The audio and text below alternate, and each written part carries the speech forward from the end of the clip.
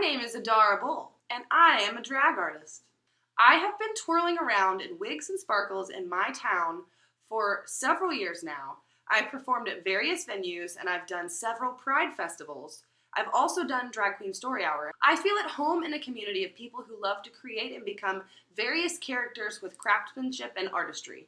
Makeup, acting, prop creating, costuming, storytelling, singing, and general performing you can find in the drag world. Over the past year or so, I've gotten more active on my social media, and so I decided to start a YouTube channel. If you've never seen me before, you might possibly be thinking, that one has a pretty high-pitched voice. Is that just a woman with too much makeup on? First off, on my channel, we're not going to make too many assumptions about what it means to be a man, a woman, or a drag queen.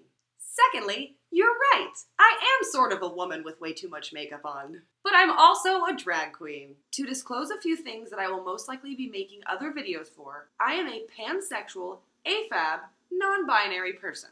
She, he, and they are all acceptable terms to use for me, but you cannot assume the same for other non-binary people. For those of you who may be like, did she just say she's a fab non-binary person? The acronym AFAB means assigned female at birth. And yes, I can be a drag queen even though I don't have a willy to tuck.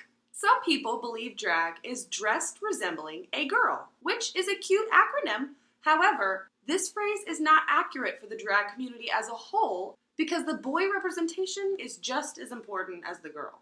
Some people believe that drag is male or female impersonation, but now we know that this term has complicated connotations that do not mean the same for everyone. This wording can imply that trans and AFAB women who do femme drag and trans and AMAB men who do mask drag are invalid in a variety of ways. On one hand, it implies that a person is impersonating a gender in which they actually identify as, and on the other hand, it insinuates that a person has an unfair advantage or is not actually doing drag based off of their body parts. This is pretty rude to say when you think about it. This puts a lot of unfair assumptions and expectations on people's bodies. And, along this logic, separates the queer community into boxes that are already in a box. The mainstream world outside of the drag community is collectively realizing that gender is a social construct. There is no longer a criteria for what a man or a woman looks like. And we know that playing with gender is way more complicated than just crossing over. Therefore, there is no impersonating something that is not defined in the way that it used to be. We have to admit that the binary genders create reference points and comfort for several people, and a lot of systems that we have in place in the drag and the real world are based upon gender roles. However, there are a lot of people now that are asking the questions, why? But above all else, we know that genitals do not affect a person's ability to perform a task. The last time I checked, people don't apply their makeup, create costumes, and perform with their penises and vaginas. No one wrote a sacred text on what it means to do drag, and there is no committee that sits around and decides who gets to do it. It is mean and baseless. At the end of the day, the one thing that we can't escape is that the concept of drag, just like the concept of everything in the world, is constantly being expanded upon. Drag audiences can change their minds and new drag audiences can pop up. People can always create their own audiences. People will generate their own success without the approval of others. They'll find a way. Especially now that the art of drag is being integrated into pop culture left and right. At its core, drag is about questioning the very concept of gender, ourselves, our identities, and being in a place, in a community where we can express our sexualities. Therefore, it makes no sense to restrict the art of drag by genitalia.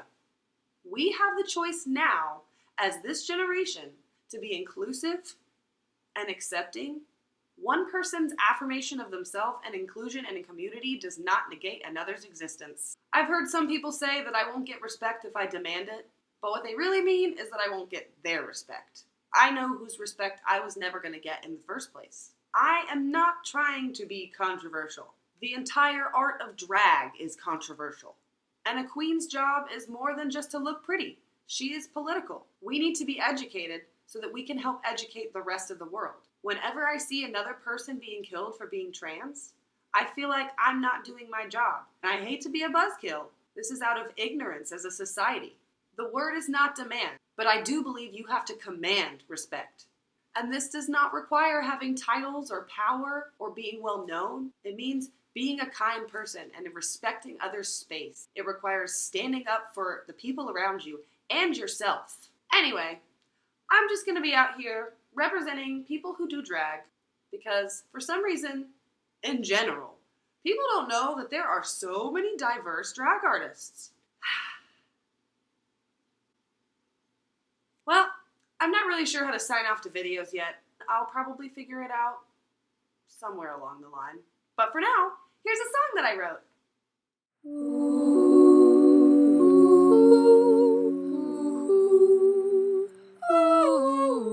I'm not even crazy. I just have a lot to say. And if you don't want to hear me, then what you doing on my page? Spend so much of my time in a designated lane. Not even gonna warn you now. I'm just yanking back the reins. Some people call me the bad guy, 'cause I'm not afraid to work things out. But if it's racist or sexist or hateful, get that shit out of here right now. I'm tired of the bull. Turn it over, dumping everything out. I'm tired of the bull. Time to tear the motherfucking walls down. I'm tired of the bull. Was too nice, now I'ma get loud. I'm tired of the bull. Turn it over, dumping everything out.